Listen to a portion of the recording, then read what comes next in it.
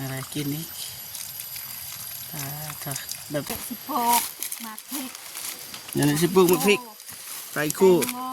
แตงโมมะแตงมะแตง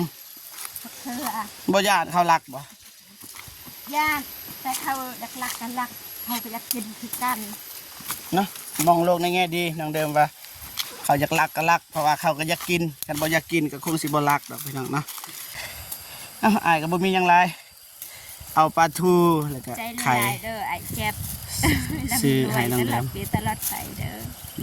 ด้อแล้วก็อีไปจะลำจะตุนแกะเจ้าพระอามังนางแจกไปจุดทิ้งจุดทานจะดุดอกแกะเจ้าตั้งตักหลอกกาแฟตั้งอามังตั้งอาแจกพี่น้องนะแบบว่าน้องเพิ่นเอิ้นว่าเลี้ยงสิ่งศักดิ์สิทธิ์นะที่คุ้มครองที่ดินหรือว่าอยากให้น้องได้กาแฟแบบงามๆเฮ็ดหยังก็ประสบผลสำเร็จประมาณนี้นะติพี่น้องเนาะมีกำลังใจFCทุกคนแล้วก็ผู้ใหญ่ใจบุญสุขทานแล้วก็ทางทีมงานน้องดื่มมีกำลังใจเฮ็ดเวียกไอ้สังก็เมื่อยแต่ว่ามีกำลังใจมีความสุข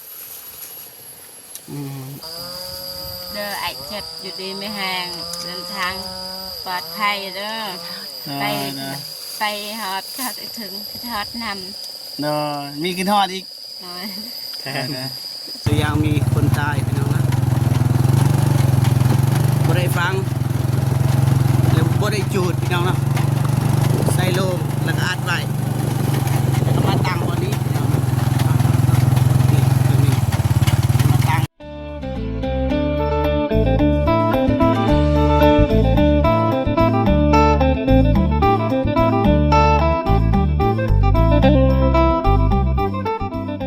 โอเคกราบสบายดีและสวัสดีเด้อพ่อแม่พี่น้องเบิร์ดสู่ขู่สุขคนนะทั้งในลาวและก็ต่างประเทศนะก็ยินดีต้อนรับเข้าสู่ซองเบาเจ็บคือเก่าพี่น้องเนาะมาต่อEP 2พี่น้องเนาะเพราะว่าตอนนี้น้องเดิมคิ้วเข่าเลยพี่น้องเนาะน้องเพิ่นกำลังสิไปกินข้าวนะเบาเจ็บไปพาพี่พาน้องไปเบิ่งน้ำกันนะก่อนสิไปกันทักทายสบายดีก่อนนะโอเคสบายดีไปไม่ได้ว่าเขาไปเบิ่งน้องเดิมไปเห็นยังไปเห็ดย่างน้องเดิมสบายดีไอ้เจ็บสบายดีไอ้กิสบายดีเด้อผู้ใหญ่ใจบุญทานสบายดีFCพังไทยพังลาวต่างประเทศอยู่ในบ้านก็สบายดีเบิร์ดหมู่ทุกคนเด้อสบายดีเห็ดย่างนี่ล้างมือน้ำคือว่าไปล้างอยู่ห้วยพุ่นมันไกลเนาะกินได้บ่น้ำนี่กินได้เห็นปะกินน้ำธรรมศาสตร์มันออกจากดินน้ำตัวนี้น้ำธรรมศาสตร์เนาะกินได้ปะกินได้ลองกินบ้างกินแบบใดเดี๋ยวครับไอ้เบิ่งก่อนกินแบบใดได้ปลาพญาได้เนาะกินทั้งเศษเลยไม่ได้ลองกินแล้วกินจังสี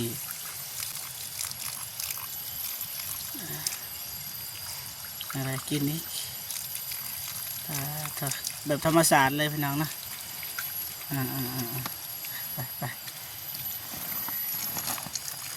ไปล้างมือเรียบร้อยพี่น้องนะเฮ็ดย่างต่อกันนี่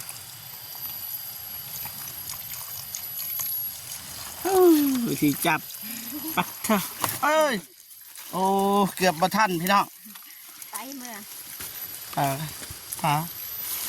ไปเมื่อกันเดินเบาเด้อล้างมือไปสัมสาสิเมื่อกินข้าวกับบ่ได้ง่ายพี่น้องเนาะขึ้นอีกเลย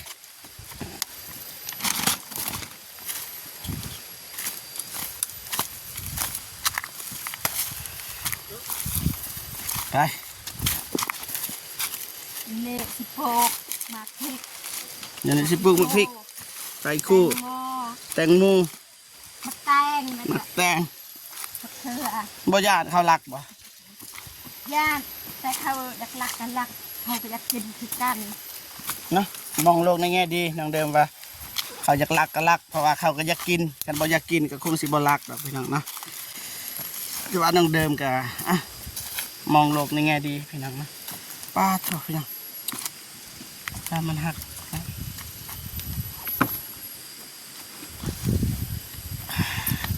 มีบันไดตับตับตับตับดินนองเบิดบ่นี่ ดินแต่ว่า ปลูกน้ำกัน เบิ่งนี่เฮาปลูกเบิ่งนั่นน้องเดิมกับเอื้อย อ๋อทางนี้นี่ทางนี้นี่เอื้อยเนาะทางนั้นน้องเดิมเบื้องนั้นนะ เบิดเสียหญ้าบ่ไหวเพราะว่าก็ต้องเพราะว่าสวนมันก็เฮ็ด โอ้เพราะว่าสวนมันก็เฮ็ดเนาะมันซาไปเบิดเนาะเพราะว่าเขาเฮ็ดหลายอย่างไป เพิ่งใหญ่ ป้าเบิ่งอันนี้ก็มีอันนี้ก็มีพี่น้องเนาะแต่บ่เห็นเนาะเบิ่งด้วยตาเปล่าเห็นอยู่มันไกลไปเมื่อย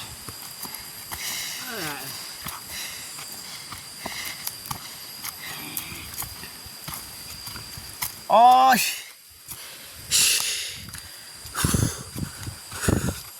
ขึ้นคอยพี่น้อง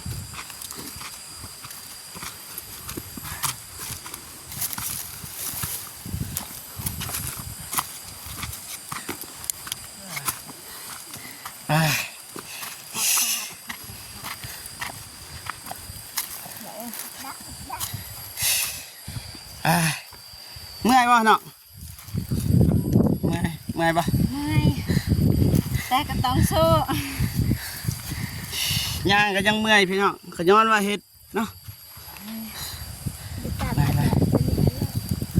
สู้อย่าท้ออย่าถอย สู้บ่ท้อบ่ถอย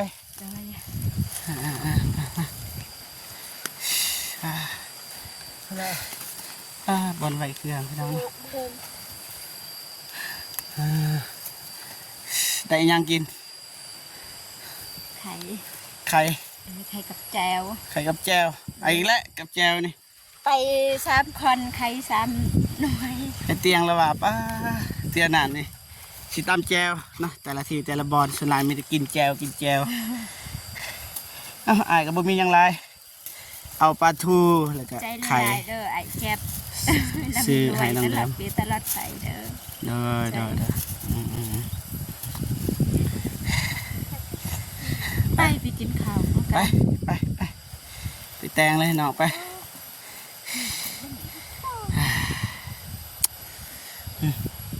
พี่น้องนะสิไปเมื่อให้บอลน้องเดิมเฮ็ดเวียกพี่น้องทางนี้ก็เดี๋ยวเพิ่นเฮ็ดพี่น้องนะมีตาดด้วยพี่น้องสีทายโอ้บ่เห็นเบิ่งบ่เห็นทางนั้นเห็นอยู่นะไปจะไปเบิ่งน้องเดิมแตงกินพี่น้องนะไปโอ้โหมา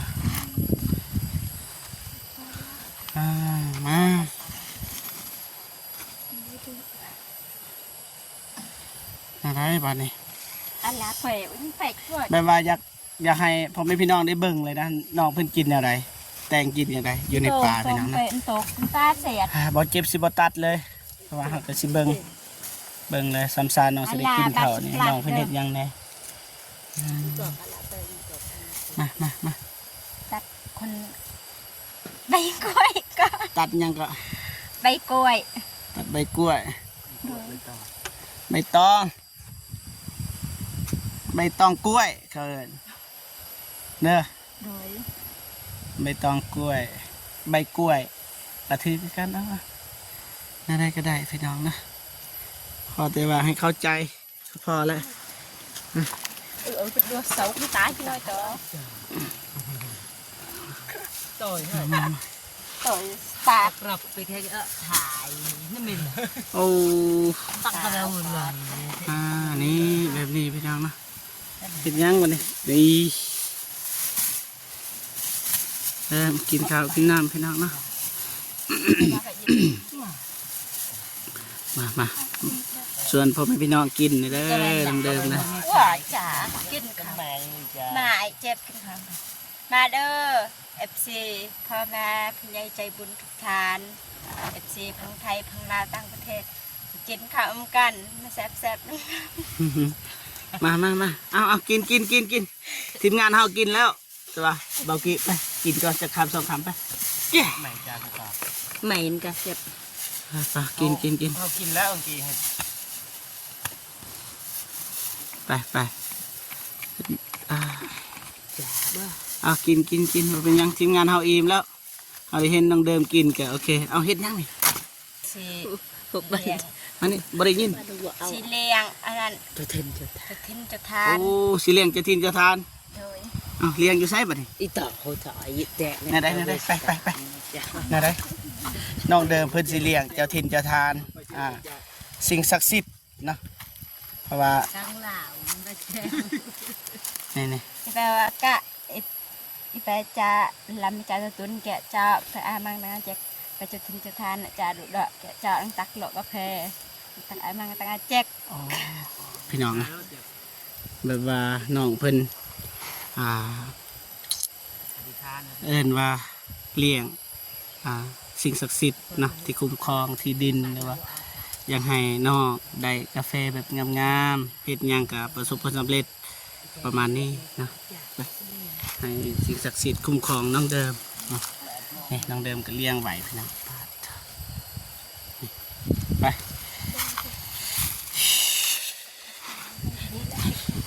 กิน กินไอ้แจก กินจะน้อยก็กินในเดียวประหยัดข้าว มาประหยัดเลยนี่ ตัวเดียวประหยัดแล้วอีบนี่พ่อพอสมีหรือว่าหน่อย มีลาย มีไล่อะ ความหมายที่บ่จิบซื้อให้นี่ มี พอกินอยู่บ่ พอกิน พอกินหรือว่าเรือเอาเมื่ออีก กินตันแรงอีก ปัดเถอะพี่น้องกินแต่ว่าสิทายวิถีชีวิตน้องเป็นกินแบบใดนะตามสบายเลยตั้งกล่องไว้เลยน้องนะ จะเคยจับฟุตบอล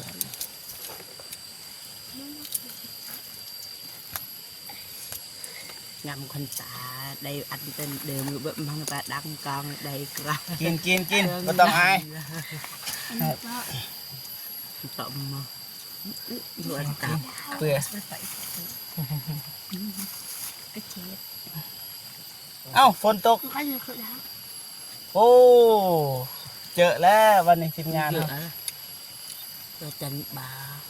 ฝนตกพี่น้องนะ อีหนูบาไปบาเป็นไรเนาะเยอะแต่ดี ก็จะอิดกินทั้งเดิมกิน เด็ดเด็ดตัวต่อว่ะเป็น เป็น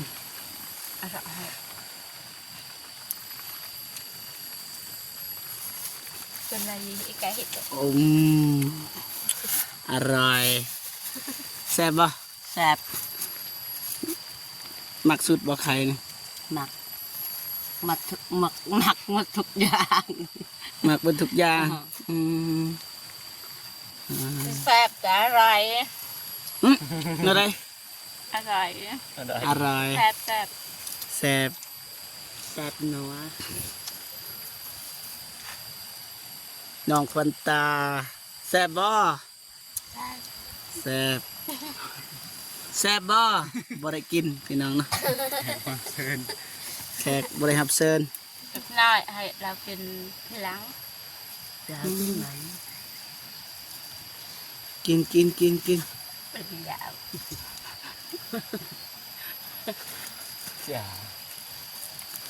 อายบ่ ที่เยอะนี่ เยอะบ่อายดีใจ อายบ่ไอ้กี้อายบ่ ดีว่าดีจอจับไงสิ ลำบากกว่านี้เคยปะหนักกว่านี้อีกคิดเรียงหนักกว่านี้ กว่าเหตุก็มี กว่านี้ก็มี แต่อันนี้นี่หนักแล้วว่าเขาเอิ้นว่าหนักบ่เฮ็ดเวียกสำนี้ ธรรมดา ธรรมดาบ่หนักเนาะอ๋อ ธรรมดาแจกกุญแจคุยกับแพรหาย ลงไปปวนได้กระแตกไร มันใกล้ได้แบกเอา โดย เธอ เอาลมก็เกือบขาหักเดี๋ยวหัน ล่มนั่นใดนั่นใดบ่ใหม่บ่ ลมอยู่หันอยู่บ้านมีเห็นกอกใหญ่ เกือบ เกือบขาหัก ป้าเธอน้องเดิม ทองบอกให้เวนตาไปดึงเอาขึ้นจมขึ้น โอ้ เพราะว่าอยู่รังเต็มเดียวกับเพ สามสาวสิได้เงินบ่แม่นเรื่องง่ายเนาะบ่เฮ็ดบ่ได้พี่น้องนะเฮาต้องสู้แหละคือว่าแหละเฮาชีวิตเฮาเลือกเกิดบ่ได้เนาะถ้าเลือกเกิดได้เฮาก็อยากเกิดเป็นคนรวยนะครบสมบูรณ์มีพ่อมีแม่นะแต่ว่าตอนนี้เฮาเกิดเลือกเกิดบ่ได้แต่ว่าเฮาเลือกที่จะเดินทางได้เฮ็ดหยังทำหยังเนาะขอแต่ว่าบ่รักเนาะบ่ขี้โกงก็พอแล้วพี่น้องนะ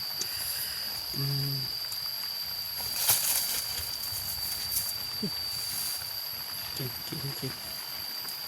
ก็บ่กินปลาทูนี่เนาะน้องเดิม สักหน่อยกินไข่ก่อน ก็แบ่งกันกินมันสิกินอันนี้เบิดกินนี่เบิดก็อันนี้น้อยอันนี้น้อยอันนี้น้อยแบ่งกันกินแบบนั้น อร่อย น้องคนตายิ้มเลยนะเรียนปหาเลยแม่นปลืมนะ nhất đời kìa น้องเรียนปหา anh lại tôi gọi anh như nhận lại 11 ปีเพื่อนน้องแท่ใด ไก่ไก่มันอร่อย ทางลุมบ่เอื้อยเพิ่นมีบ่เอื้อยเพิ่น นี่ ใคร ngàn tí nó không cả โอ้ ngàn như ลูกอันนี้นี่ cắn bại โอ้รู้แล้วสันคุณจักอ้ายอยู่บ่อ้ายซื้อจังไดอ่ะ เจ็บ อืมเจ็บ chẹp เบิ่งอยู่บ่คลิปอ้ายเบิ่งอยู่บ่ ba bột FC อ้ายบ่ mình lại kinh FC ใช่ đặc tại đại thật là sạch thốt phạt chúng ta sạch กิน bêu trời mà ว้าวรถบ่เป็นหยังธรรมศาสตร์บ่เป็นหยัง มันตกอ่ะ ป้าฝนตกพี่น้อง mở mình tin mình bà ฝนตกเลยพี่น้องนะ tin mình tới งาบะแบะ bụng à bà dự chân bà cho กิน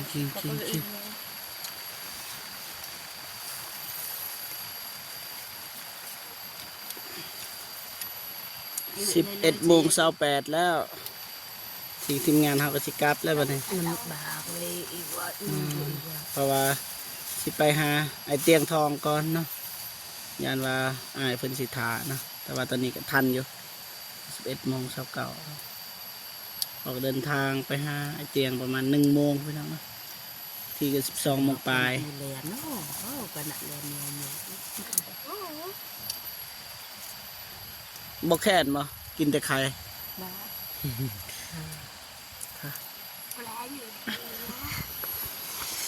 anh chọn bên bậc tam อันนี้อ่อน คือบ่ดื่มน้ำมันยังบ่อ้วนบ่ บ่อ้วนบ่ บ่ฮะ มันแขนนะพี่น้องนะภาษาน้องเดิมว่าอ้วนมันแขนเข่าแขนคอนั่นนะอ้วนบ่อ้วนบ่เอี่ยมไหม em เอี่ยมแปลว่าแซ่บบ่ em bà thua nha con là ỏi เอี่ยมปลาทูอันเนี้ยก่อนนะอ้อยเรียกเพิ่นว่าแซ่บไข่กับปลาทูพี่น้องนะปกตินี่เฮ็ดเวียกอยู่นี่กินข้าวกับหยัง tương nữa กินแค่นี้เธอแจวพี่น้อง treo phộng แจวพงมันเป็นแจวต่ำ cặp cặp mặt đờ กับมักเดือ rồi เธอ cặp đi con ไปเก็บเอานะ mà lại bị ở chỗ phải ở đây ấy để đi quay bà bị quậy bà bằng mờ บาง chân มือ chào ปีกล้วย rồi กินแต่ปี rồi เคยนายูล nên này lại đẩy cái Men mà. con sạp มื้อนี้ โดย มื้อนี้ได้กินของแซ่บ rồi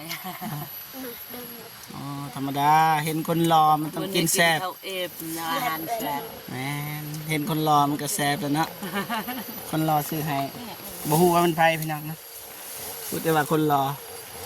อ้ายฝนตกกิน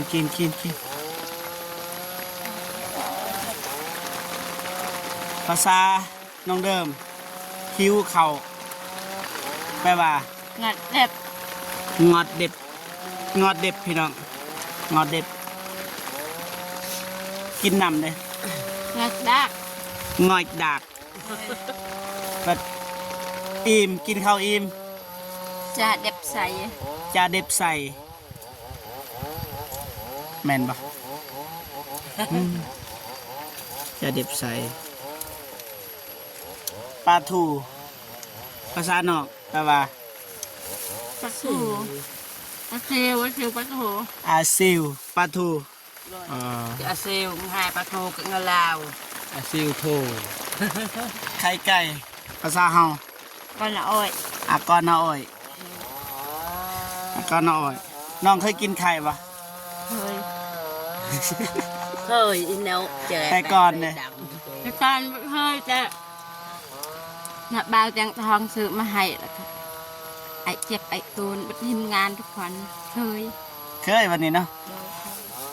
โอ้ยตัวอย่างให้เลือกไข่ไก่กับผักกูด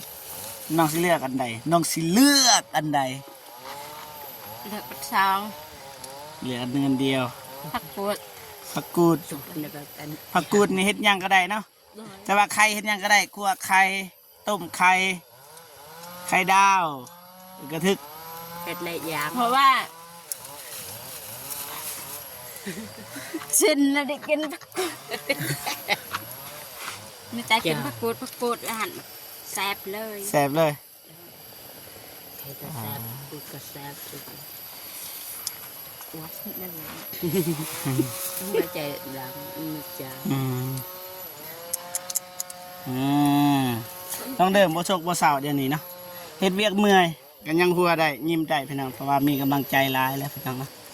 งานสารก็มีแล้วพี่น้องเนาะน้องบ่ได้เศร้าเลยมันจะว่าเมื่อยพี่น้องน้องไปเฮ็ดเวียกบ่ติพี่น้องเนาะ มีกำลังใจ FC ทุกคนแล้วก็ผู้ใหญ่ใจบุญสุขทานแล้วก็ทางทีมงานน้องดื่มมีกำลังใจเฮ็ดเวียกอีสังก็เมื่อยแต่ว่ามีกำลังใจ มีความสุข มีความสุข อืม ของเดิมสิบ่มีวันลืม บ่ลืมไผ บ่ลืมผู้ใหญ่ใจบุญแล้วก็ FC แล้วก็ทีมงานแล้วก็งานบัดทุกคนไอ้เจ็บ ได้เก็บได้เก็บประเพณีให้เพิ่น ต้องมีไอ้เจ็บพี่น้องเนาะบ่มีไอ้เจ็บนี่บ่ได้บ่ บ้า เป็นหยังเป็นหยังแต่ก่อนมื้อนั้นนี่เคยขอบใจเบาเจ็บบ่ฮู้ว่าขอบใจเรื่องหยังน้องเว้าใหม่บ่ขอบใจทางทาสีนะบ่ ว่ามือ ตอนน้องว่าสิเลี้ยงข้าวอีหยังเด้อถึงงานอีหยังเด้อจื้อบ่ เพราะว่าโอ้ย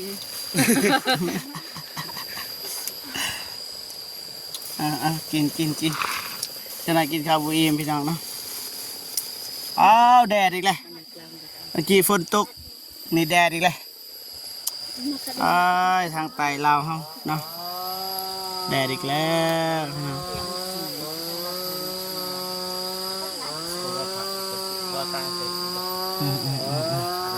แล้วหมดปีจ้ะ ไหนอิ่มแล้วปะยังปะไอซิกลับก่อนเลย เอ็ม ไอซิกลับก่อนเลย เกาะผู้ใหญ่เกาะผู้เหนือ ใหญ่อัน กลับเดินทางปลอดภัยเด้ออยู่ดีไม่แหง น้อยนะ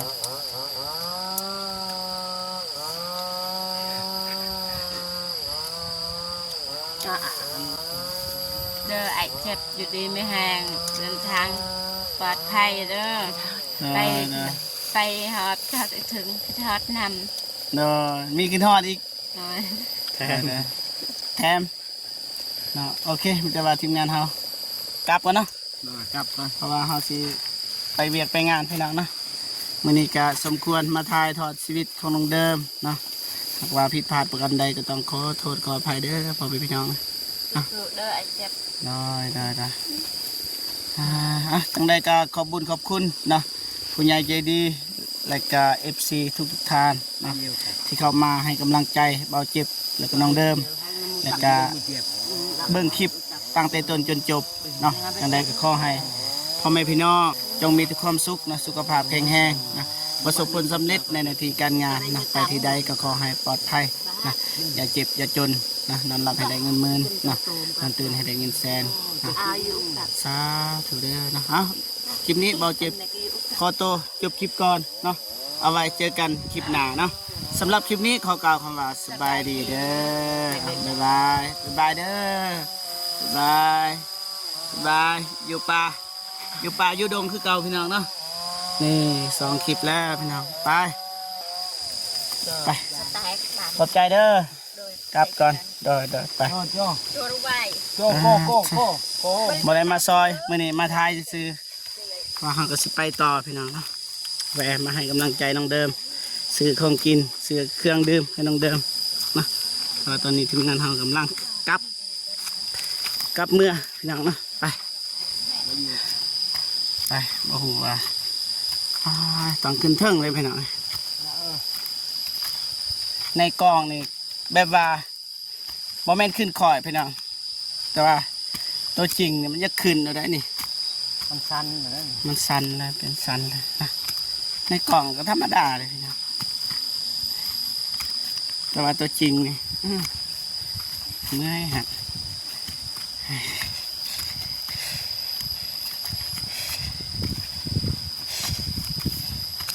แดดเนาะไม่ใช่ตาดเมื่อกี้นี่มีตาดพี่น้องสิซูมให้พี่น้องได้เบิ่งตาดก่อนสูงอ่ะทั้งรูมงามปะเบิ่งรูม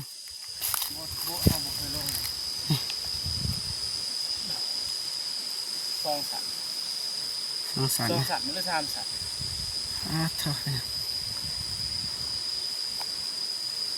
ไปพี่ตาดไปครับ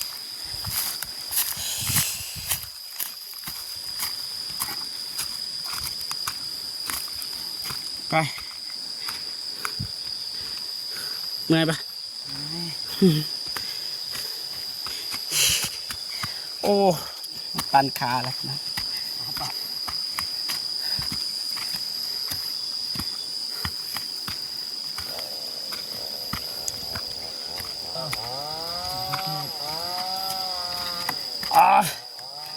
วู้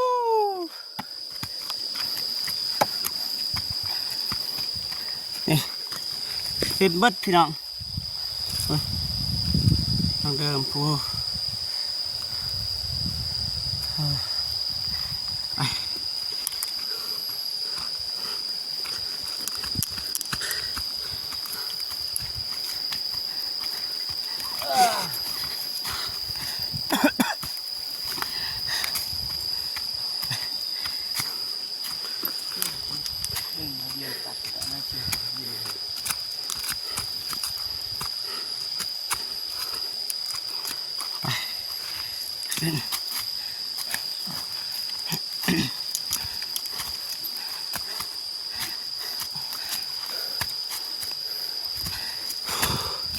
เย็น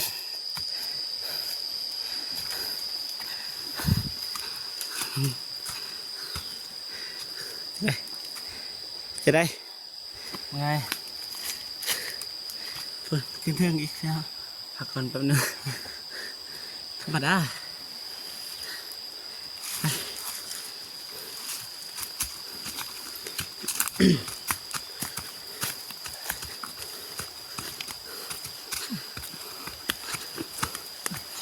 มีบันไดเลยพี่น้องนี่เหยียบบันไดนี่เหยียบนี่เหยียบนี่เฮ็ดบันไดเลยนี่เห็นปะมีบันไดพี่น้องเหยียบนี่เหยียบนี่เหยียบ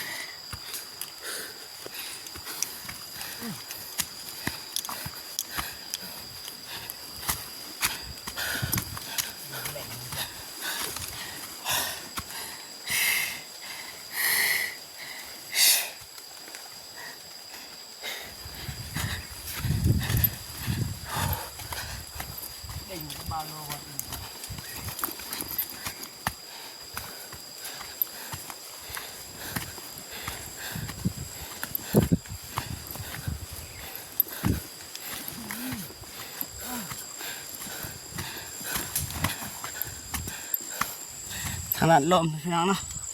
ซึมท้ายไปขับรถนี่ฮอดเทิงนะพี่น้องน้องเพุ่นอยู่ลุมไป ถอยชิบ่าคู่มือ หาคู่มือบ่ได้ละไป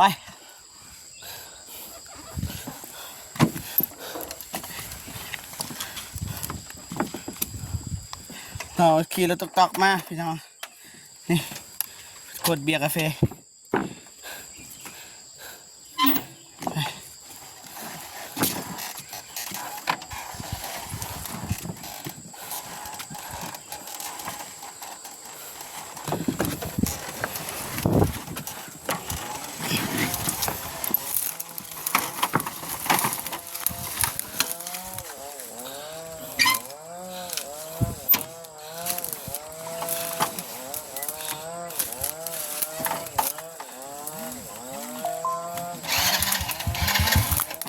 ไป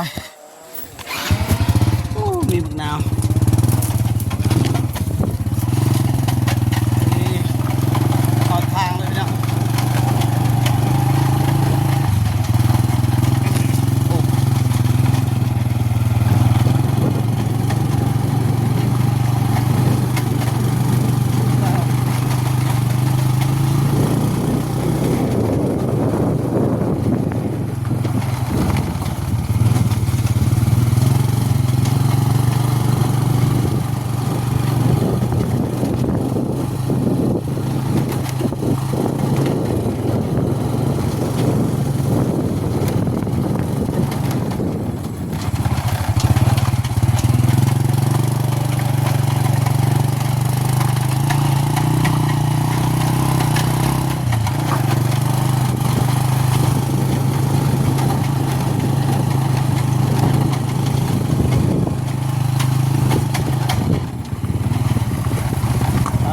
ทางใหญ่เลยพี่น้อง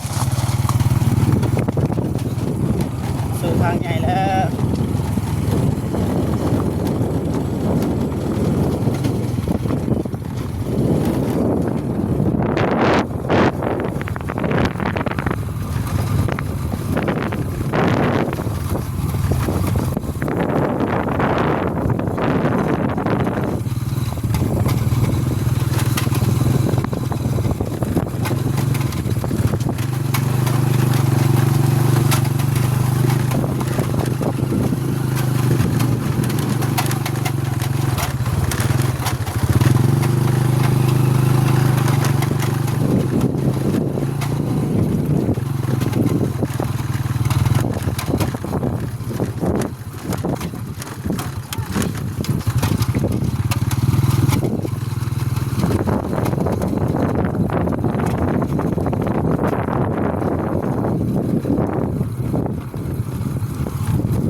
ดินของเดิมมันผ่านพี่ประสาทพี่น้องเนาะขันย่างมาแล้วเสียวพี่น้องเนาะกลางเว้นกับพ่อใครแต่ว่าเป็นกลางคืนนี่วายเราเจ็บยอมเลยพี่น้องนะโอกาสเลยโอกาสเดินทางมาทางนี้พี่น้องย่างว่าทางผ่านพี่ประสาทพี่น้องเดี๋ยวเราเจ็บท้ายให้พี่ให้น้องเดิน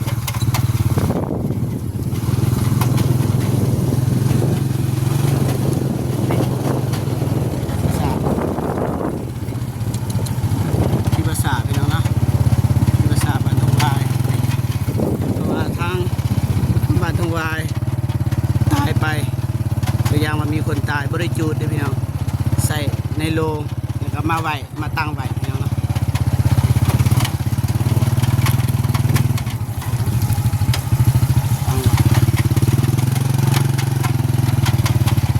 แต่มีถาดคนเดียวนี่นั่นน่ะตัวอย่างมีคนตายพี่น้องนะบ่ได้ฟังบ่ได้จูดพี่น้องเนาะใส่โลงแล้วก็อัดไว้แล้วก็มาตั้ง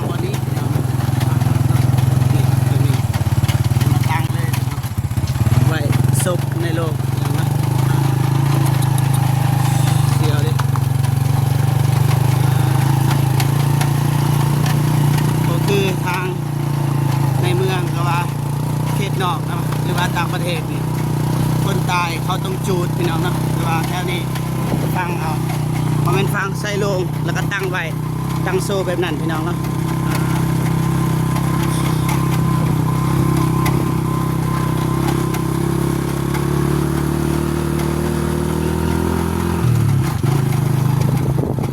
เป็นตะยานเลยพี่น้องขันยางเอาบ่ไว้กลางคืนนี้มีประวัติศาสตร์เขาเคยเล่าพี่น้องเนาะเห็นผีแต่ว่าทางนอกทางนาบ่เชื่อว่าผีมีอยู่จริงแต่ว่าทางบ้านเฮาก็เชื่อว่าผีมีอยู่จริงบ่เชื่ออย่าลบหลู่ต้องใส่วิจารณญาณในการรับชมโอเคฮอดบ้านทงหวายแล้วพี่น้องเนาะ